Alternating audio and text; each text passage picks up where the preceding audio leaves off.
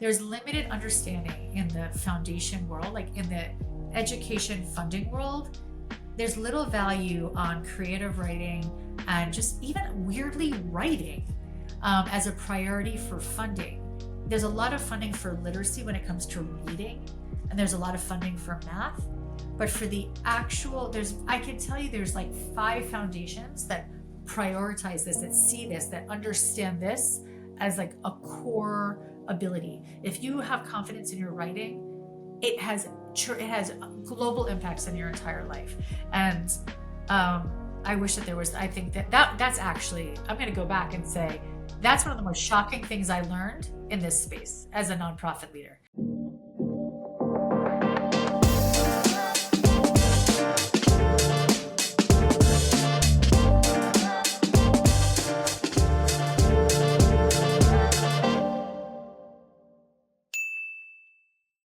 Welcome back to another episode of the Hart Hustle Podcast. Today, we're diving into the world of creativity, storytelling, and nonprofit leadership with a powerhouse guest who has dedicated her career to empowering young voices through the written word. Miss Rebecca, how are you doing today? I'm good. Thank you so much for having me, Ephraim. Listen, a pleasure. I'm so excited to learn more. We were able to have a small discussion before the podcast, and I was just so excited to bring you on. There's always leaders like yourself that are doing amazing things, and we want to be able to highlight you. So I would kind of give you a good first question to get started, which is, Rebecca, how did it all start for you? Take me back before Writetopia, before the nonprofit world. Who was Rebecca as a storyteller? Well, I was a journalist. I worked at the Village Voice for 7 years doing feature stories. And I also contributed lots of pieces to other publications like New York Magazine and The Atlantic and The Nation. So I was always wanting to work in alternative journalism, work in spaces where I could really tell stories that weren't being told. And often I was focusing on issues that affected kids the most. So I was getting to spend time I was able to spend time interviewing kids and doing research about the impacts of different activities in our society on kids, but I didn't get to spend a lot of time with kids themselves. Love it. And if you remember, you built Writetopia from the ground up. When did you have that moment that, oh man, this is actually bigger than me? Yeah, well, there was, I would say, 2 moments together that really, well, I guess I'm really answering the question, like, what's the moment that it was like, this is bigger for me and I have to do something. Like, I have to make this happen, if that's what you mean. Like the moment before I started Writetopia, it was like, this is correct. Yeah. Or just while building this, maybe those small moments as you're building that you realize, like, not only am I doing something I love, but this is so much bigger than me. Yeah. So one of the first moments of that kind was when I was out in a school in Queens, and I was working in an immigrant community, and we had an end of the semester reading, and all these parents came, and the boys went up there, and I remember actually being nervous. Like, I hope that parents think that this work is valid. I hope that they that they respect it, or that, they think I'm not just wasting their time. They came in to the school, they left their jobs, to come be there. And as I was watching the kids read, I looked over and I saw this dad, and he looked very, like, kind of emotional or stoic. I knew he was thinking something. And he came up to me after and he said, "Thank you so much. You show us who our children really are." And I was so moved by that. I asked him a few follow-up questions. He was saying, their humor, their soul, their questions, their fantasies, their deep thoughts, their reflections, that he just didn't get a chance to always just sit there and take it all in. And I felt really, I felt so deeply moved. I knew that I needed to do it more, and I was still figuring out the pieces. I was still figuring out exactly what I wanted, exactly what I felt the problem was in society. Like, what is the problem that I want to be responding to at this moment in my life? And I was just putting the pieces together, and I knew this was a very important piece, and it just stayed with me forever. And I say another moment, which is actually quite different. This was a period of my life that I was taking off time from journalism. I hadn't planned on leaving journalism, My editor, unfortunately, had passed away when I was there at The Okay. Voice. The old guard were dying, literally, and leaving and dying. And it was a hard time emotionally. I was very close with my editor. So I was just taking some time off just to, I wanted to get connected to to kids and help Yeah. them tell their stories and just fill up my soul and heart in a way that I needed it to be filled while I was mourning his loss. And um, I live on the Upper West Side of Manhattan, and a private school, had heard that I was doing some of this work and asked me to come in and work with some of their kids who were either seemed bored or socially not connecting with other kids or just needing that extra support for different reasons. And this boy, another boy, started writing this beautiful, he was a really silly, goofy kid, like, who was always like the big jokester in the class, and he was a little overweight. I don't know, like, I felt like he kind of Yeah. got in trouble a lot, got made fun of, but very special kid. And he wrote this beautiful memoir. It's a 12-year-old boy, a seventh grader, about not feeling masculine enough and not feeling like man enough Wow. At 12. at 12. And this was like, a wealthy private school, which I didn't go to private school myself. I didn't see myself as doing work. I felt like, oh, I want to work with the kids who are, have under resourced, not have all the resources in the world. And, so this wasn't actually like my personal mission to be in the school, but I was asked and I was like, oh, I'll work with some kids who sounded like they needed some support. Yeah. Again, it was part of my little journey period. I felt really deeply moved by this work with him. And then a bunch of parents from that school asked me if over spring break I would run like a special little workshop for those kids in my home. And the kids were excited, the parents were excited. I was so fulfilled. I kept thinking about the kids in Queens and the kids in the Bronx who I'm working with in different programs. And I was like, wow, parents from all walks of life deeply appreciate this work on many levels. The literacy piece, the storytelling piece, the soul searching piece, the self actualizing and the self expression, the self, this validating experience that the kids in these families were having from the richest and the poorest communities in New York. I love it. And so for me, that was the next step of realizing that I asked those parents actually I actually asked the wealthier parents, like, yeah, I would love to tell me about your, what do you love most about the work we're doing? And they were like, oh, our kids aren't writing at high levels enough, even though they go to this well-resourced school. So they love the literacy, like they love the actual work of writing and learning how to craft effective stories. They love the emotional piece. They love that their kids were having a great time. They love that their kids were getting the social emotional experience of sharing and bonding. And I was loving it. And the kids loved it. So that's when I started to realize there's something missing in our schools across the board. Of course, whatever's missing in the private school is often tenfold in a public school, So I realized it's a missing piece in many forms of education and many places, and that I loved it and wanted to figure out how to help. So that kind of recognizing a need. And Rebecca, I want to ask, like, you talk about storytelling, right? And you've seen firsthand how storytelling changes life. I remember you telling me that story about that father that was just in awe to see that. What's something people don't realize about the power of writing that truly changes the mind? Okay. Well, first I could say you just triggered a certain memory that I want to say. I've actually written for academic journals on this topic. There is this notion that kids who've had trauma around writing, like let's say kids from marginalized backgrounds who maybe were told that they didn't know proper English or got a lot of red marks over their writing and so on and so forth, they will not like, they don't want a writing camp. They are going to hate it. Like, you're just going to make them feel bad, basically. Like, if they do a writing program, you're going to make them feel bad.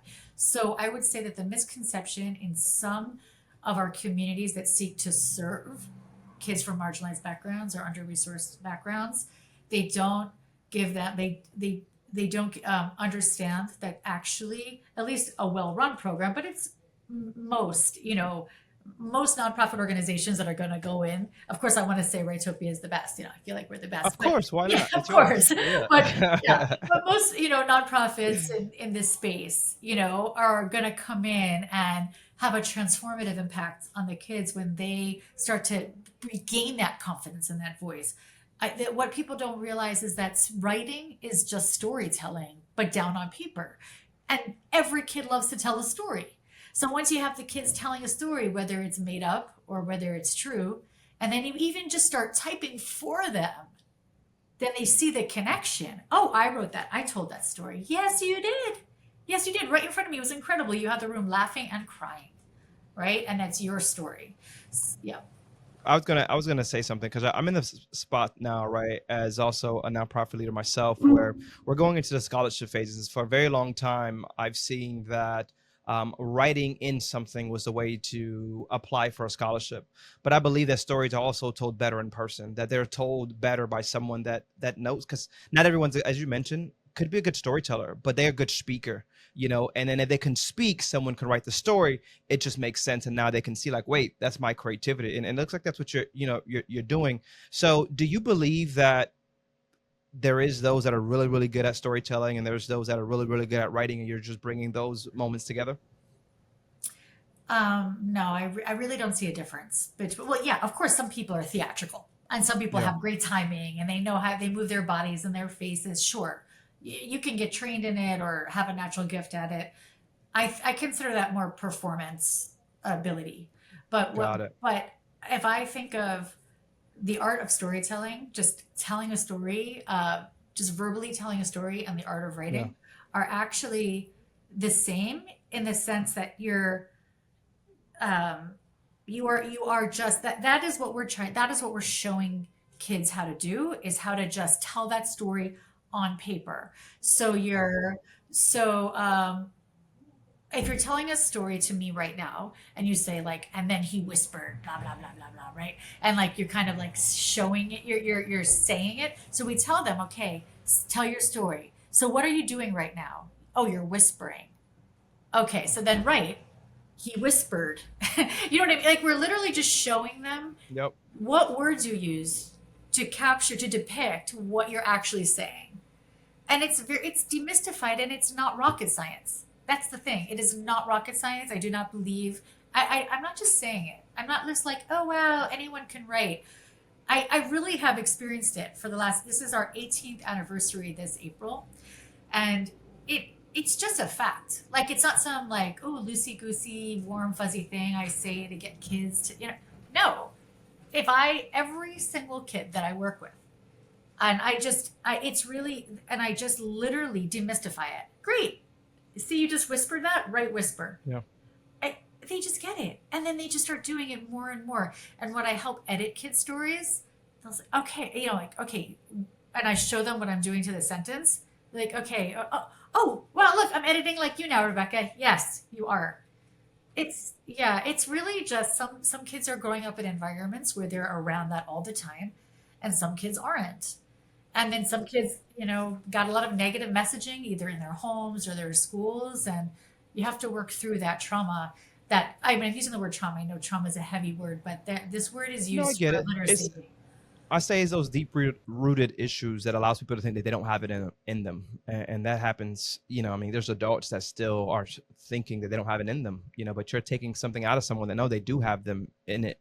In them, someone may have not been able to pull it out, or someone may have hid that, from them personally, type stuff. So I definitely see how that. You've been asked. You've been doing this for so many years. Of course, it's working. Have you had any one of those like full circle moments that you've actually had kids that go through it and come back and just Oh my want gosh. to be a part of it? We're in that world right now because we're 18 years old. So now we have our alum. It's incredible. I get emotional talking about it. I walked into Raytopia yesterday. Every room I was in was an alum who was setting up a workshop that they were going to teach, you Nice. know, and they're teaching here. We have a few alum at the New York Times. Um, we have an alum who's a book author, an alum who's oh yeah, he just published his like he's really funny. This one guy, Lewis, he tracks how many rejections he gets a year. publicly, like it's part of his shtick. So, Yeah. and so he'll say like, just got my 100th rejection, but then he also shows every single piece he gets published. That's And so, amazing. so when you Yeah. celebrate him, you're like, you feel everything because you're like, you can't get jealous. You can't, you know what I mean? Like he's just a beautiful role model. He's like, I am passionate. This is what I want. I have grit. I have resilience. I have passion. This is who I am. I want to talk about AI in this space. Do you feel that this is a tool that could definitely help support your clients, possibly, or even some of the students to help them write or to help them get information? Like, what is your thoughts on AI? There's so much curiosity when it comes to leaders in this space. Yeah.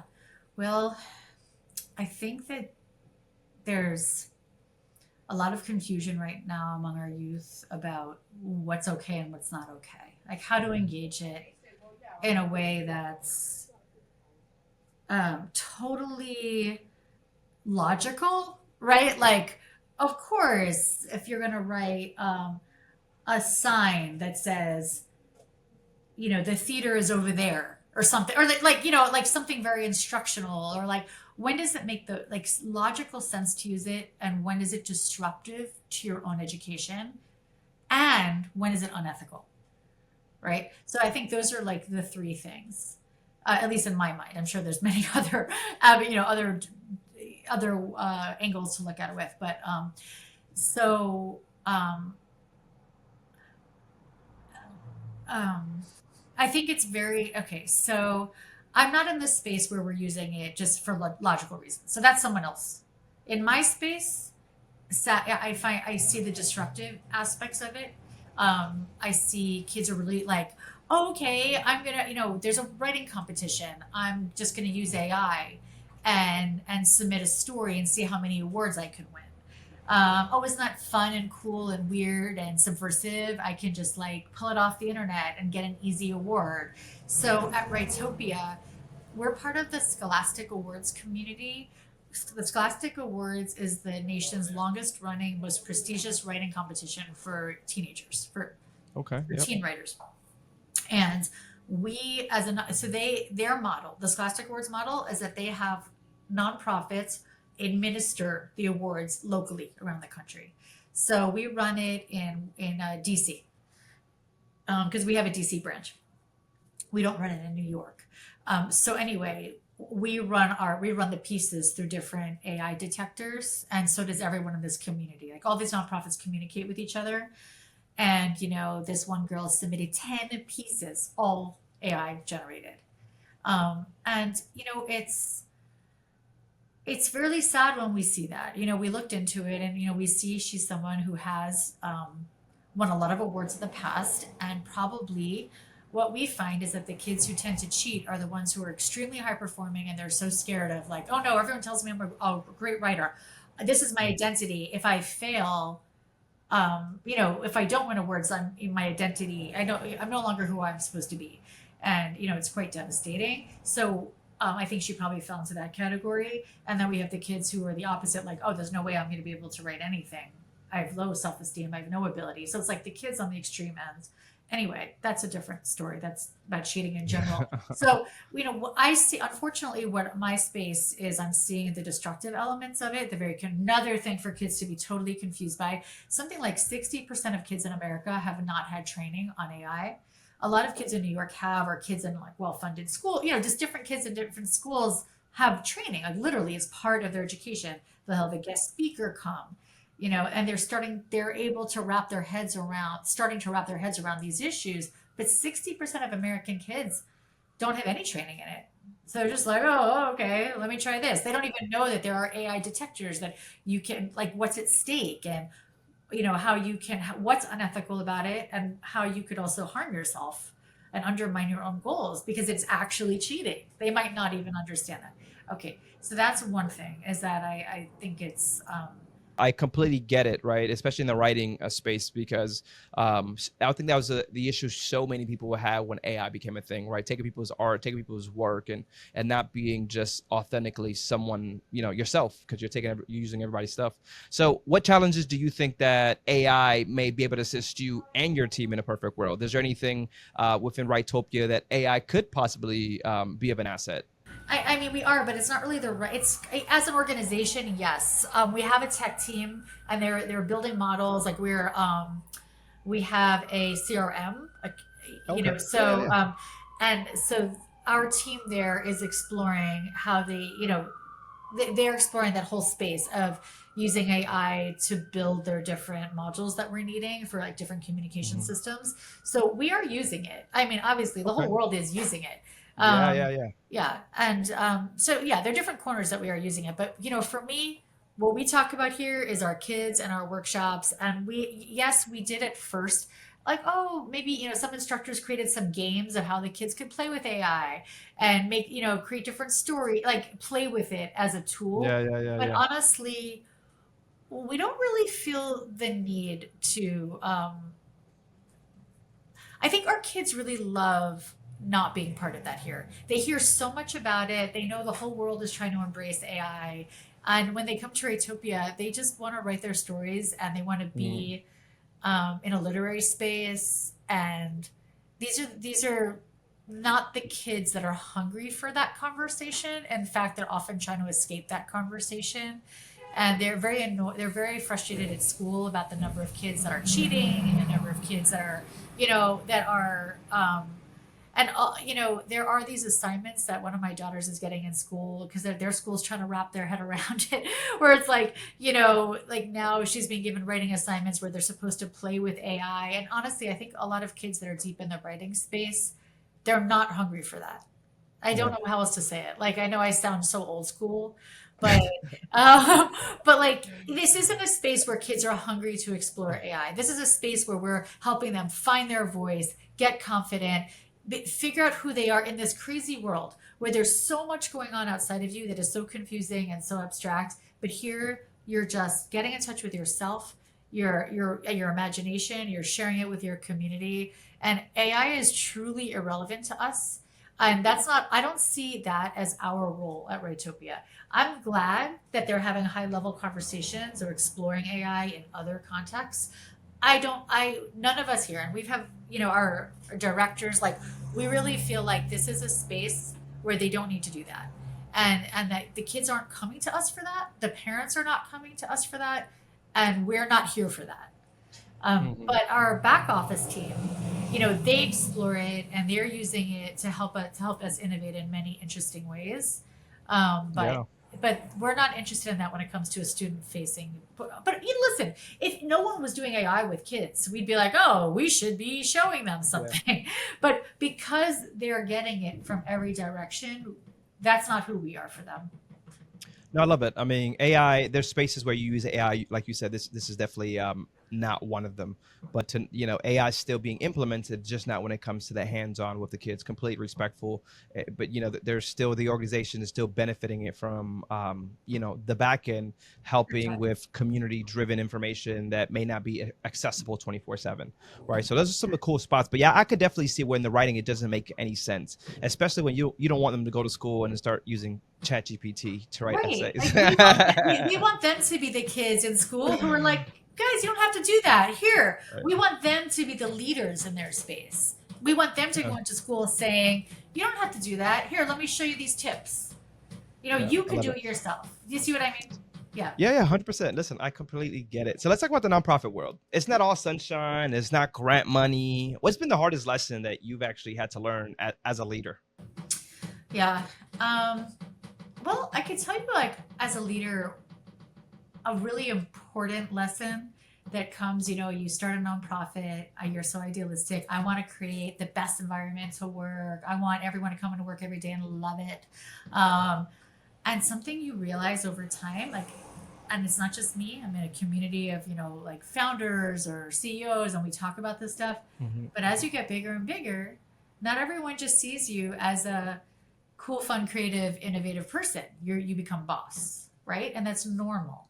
they start seeing you through a lens of power, right? This is probably a concept, I don't know. It's a concept that a lot of people become familiar with over their years of leadership, that you're like, oh man, why won't they just talk to me and be comfortable with me and tell me if they have any issues or any problems? It's because you have power over them, right? And Mhm. so, of course, and some people are less comfortable with that than other people are, right? Some people know how to navigate Mhm. that very smoothly, and other people makes them very anxious. So it was realized one big shift for me was when we started to get big enough where we had a much larger junior staff, and people started to see me through that lens of power. And I realized that I had to not worry, like not lament that, not be like, oh, poor me. They don't, just understand it. Understand Mhm. this is life, and it's that developing that self awareness, respecting it, and then just taking, figuring out those boundaries that are appropriate for you and other people, and realizing that's just the way it is, and just to be respectful and warm, and like figure out how to now relate to people in a way that you may never have related to them before. Like for me as a journalist, that was definitely never the kind of dynamic I ever had with anyone, you know. So with any, no one ever treated me that way, or saw me Yeah. that way. So I think that's a huge experience for people or for founders. I want to go back memory wise. Well, I can, but you can. 18 plus years ago, if you could go back to year one and give yourself that one piece of advice, what would that look like? 18 plus years, you've had to learn so much in this business in the nonprofit spectrum. Okay. I'm going back. So I'm doing more the leadership thing than the nonprofit thing. I don't know if you want that or not, but first I'm going to do the leadership Yeah. thing. Okay, go ahead. As a leader, I would say that to understand that lesson of the people are going to see you through a lens of power, and to learn, like, I wish that at a very young age I knew the concept of thank you for your feedback from your staff. So for Yeah. a year, for like my first few years when I had the junior staff, and just learning about when you have a small team, everyone's giving each other feedback, and it's fun and exciting. But then it's different. It's just different when the structure is different, right? So then Mhm. I wish that I just learned that, like, was mentally prepared for what that means and what that was going to feel like, and that professionalism of like how you navigate that. Okay, so that's leadership. From the nonprofit world, I wish that one advice that I would give myself is probably, Gonna get a lot of no's before you get a yes. I mean, always. That's, Yeah. yeah. That wasn't shocking to me though. I guess as a writer, I don't know, like Yeah. that part. I had the grit for it. Nice. I think just being prepared for. So we are a tuition based organization. Um, so people pay sliding scale, and then we have some grants for our, like, Nice. 20% of our kids pay full. Sorry, 20% of our kids pay nothing, and then we have funding to cover that part of our community, and we have funding to bring us into like all different schools, like Title I schools. But as times have changed post pandemic, and we don't bring in as much with tuition, we still do. It's just, we've always had diversified streams of capital, of revenue that we've always had, but I do wish that we spent more time with the grant development. I People always said, "Oh, it's so amazing that you're not dependent on grants." I wish that it was more 50-50 and not 80-20. Got it. So Yeah. it's, yeah. So I guess that's one thing I would have figured out. I wish that Okay. in our early days we figured out um, that piece to become a 50-50. Yeah. Copy. So I'm a big believer when it comes to speaking things to existence. So I'm gonna say, let's dream big. If someone dropped $10 million in your lap today for Writetopia, what's the first thing you actually do with those $10 million? So there's our dream before the pandemic. We were at that place where we wanted to do a capital campaign for the 10 million, the 20 million. Um, and our dream is to have a writing writing museum, like a writing cultural center, Okay. probably somewhere in the Upper West Side, but probably a little bit northern in the Upper West Side, where it's a place where it's almost free. You know, there's some pay. There's like the JCC, like different, like the Y and the 92nd Street Y and the YMCA. Like you pay for some things, but everything's very affordable. So having this endowment where it's very inexpensive, but there's some fee maybe that where you stay.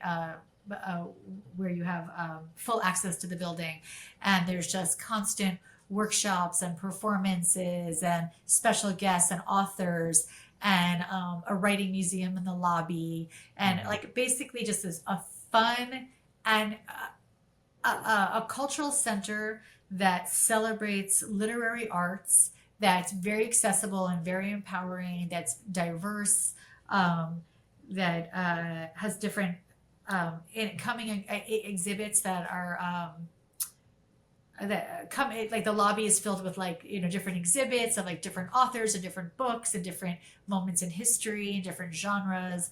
That's just like an exciting one of those super exciting fun creative places to go in the city, with your family, with your kids, and for all ages, that serves kids and adults. Yeah, I think that's amazing, and I know we talk about speaking to existence is going to happen just because we talked about it today. I can only imagine. Just Thank remember you. to call me. Remember to call me when it happens, okay? And let me know that it actually that it Yeah, went through. maybe you can have like a podcast room. Yeah. Hey, I'm so excited for that. It's actually pretty Yeah. cool. Do you think that there's so many shifts happening in education right now, obviously politically as well, but do you feel like creative programs like Writetopia are actually fighting an uphill battle, or do you think the tide is actually turning with what Writetopia is doing for the community? Well, the Common Core. I don't know if you followed the Common Core, those 10 years. Like what? So, oh man. Um, so I don't know if you followed this, but about 10 years ago, when the Common Core was rolled out with Common Core had very idealistic ideas behind it. Everyone in the whole country should have a decent access to a decent level, like decent standard of education, and it was really like bipartisan, idealistic approach to like some kind of standardized education and to standardize what all of our kids are getting in American education. But what happened is that the architects of the curriculum said, quote unquote, no one gives a shit what you think or feel. It's how you write. Like this Yeah. was part of the curriculum that was now being standardized around the country. So actually, Raytopia exploded during that time because schools started shrinking their literature curriculum and their creative writing curriculum, and kids were starving to write. Kids were hating like that. Kids Hmm. were becoming less and less content in their schools, in their writing program, and so we became a place like we were responding directly to this problem. So we Love it. always, yeah, and so we're always taking note of these things. And I'll tell you one other thing that there was a trend in private education that also impacted public education for a long time, where they were not teaching. They were like, oh, don't teach grammar, don't teach spelling. Just it's like the opposite of like the strict Common Core curriculum, Yep. where it's just like write what you feel and everything, and like don't and the kids will learn grammar through osmosis, through the air. And so at that time, we had community members say to us, Rebecca, why aren't you guys offering essay writing, like school, like actual skills based writing? This is a long time ago because they're not getting it in school. You are our writing community. You are our writing center. Like you're the writing nonprofit. Why aren't you doing this? And so we realized that after a lot of reflection as an organization, we met together thinking about our mission, and we developed an essay writing program that is still joy based, that is still, it's still completely aligned with our approach, but that absolutely focuses on this on skills-based writing. And that really impacted our program as a whole, because at Writetopia, we really believe we are writers. We're language geeks. So Mm-hmm. we believe that writing does have to come from the heart, but also for it to have impact, it has to be written with precision and with skill. So we really teach both. So we are so we have responded to these different trends in academia and in different curricular trends that are just Mm-hmm. honestly the policy, the education policy becomes so focused on the idea and not on the children. And so we are, we are focused on the impact on the children. We're much more devoted to their experience than we are to the policy, to the pedagogy, to like the idea behind it. It's okay. We understand the ideas behind it. We get why we understand the academics and the policymakers who are obsessed with skills based learning. We understand the joy based learning. We marry them together. I love it. Here on this podcast, the Hart Hustle Podcast, myself and Keenan, another host, you've probably seen him throughout. Mhm. We really love helping leaders amplify their mission. What's one challenge that Writetopia is actually facing right now, if any, that you wish you had more support on? Yeah, thank you for asking that. We um, we need we really want to get back into schools. We have been in schools. We are in schools, but a lot of it is just about um, the school leadership at the time, the chancellor leadership. It's like the people who are rooting for you and Mhm. love the impacts of your program bring you in, and then when they change schools or they leave their jobs, then suddenly you're not in the school anymore. So we have to Yeah. rebuild it. So we really always just need help in that visibility in our school system, visibility in let's see, but for you guys, um, I mean, really, I guess just this kind of show in itself, just like amplifying the impacts of this work. Um, writing is different from math in that, obviously, all of these different all the academics impact the social emotional life of children. But with writing, it is so deeply connected to the entire identity and well-being of the child. It's the confidence in sharing who you are on paper. This has impacts on your own sense of self. This has impacts on your ability to have to grow and to have access into um, different professions in your life, right? Like if you don't have the confidence to write, you have limited options in your future. So, I mean, we see this as such an entirely holistic need, and it is a Mm. pathway to success. It's a pathway out of poverty. It's a pathway to to um, mental health, and to. So, I mean, I think just honestly having me here, I'm so grateful for. Absolutely. Yeah, We just thank you. giving the visibility to the importance of this kind of work, because that is something actually that is I just realized now is the answer. There's limited understanding in the foundation world, like in the education funding world. There's little value on creative writing and just even weirdly writing as a priority for funding. There's a lot of funding for literacy when it comes to reading, and there's a lot of funding for math. But for the actual, I can tell you there's like 5 foundations that prioritize this, that see this, that understand this as like a core ability. If you have Hmm. confidence in your writing, it has global impacts on your entire life. And I wish that there was. I think that's actually. I'm going to go back and say that's one of the most shocking things I learned in this space as a nonprofit leader. Is that there's such little support or like recognition of that in the funding world. Yeah. I'm asking you one last question based off of what we were just talking about before we get into the fun question, which is the question that another leader has given you. Blind question, right? So let's flip it. If someone wanted to actually support Writetopia, they're listening and in a way that is just not writing a check, because that could be supportive, but how could someone that does not want to write a check but feel they want to give other ways, what would be the best way for them to actually move the needle within Writetopia and what you're doing in your mission? um, Someone outside of Rotopia. Yeah.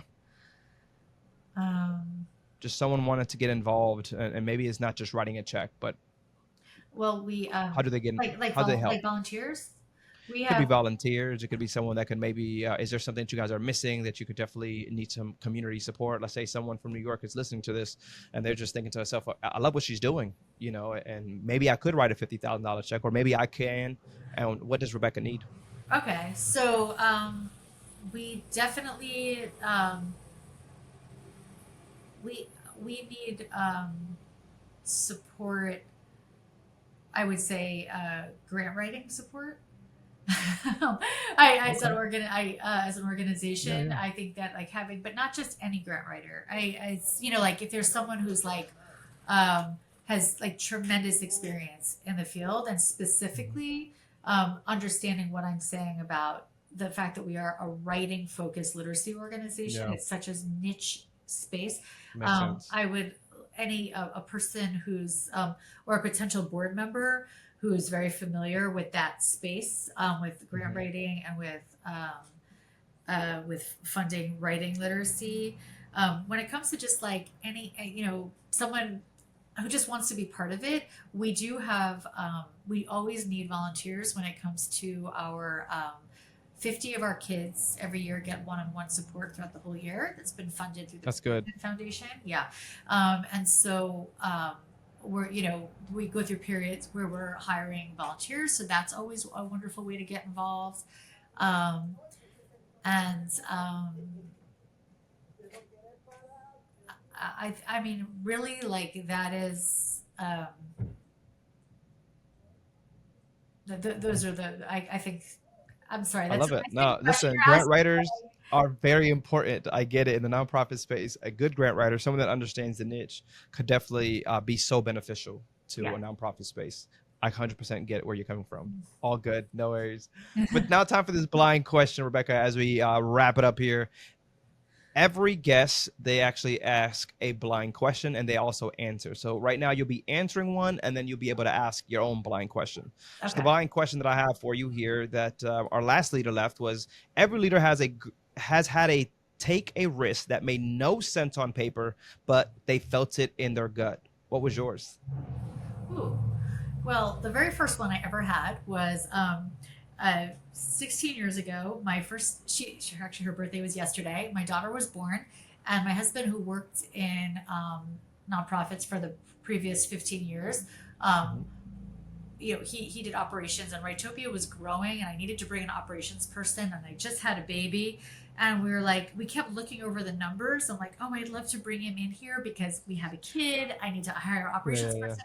We ran the numbers, I'm telling you, 15 times, and they never made sense.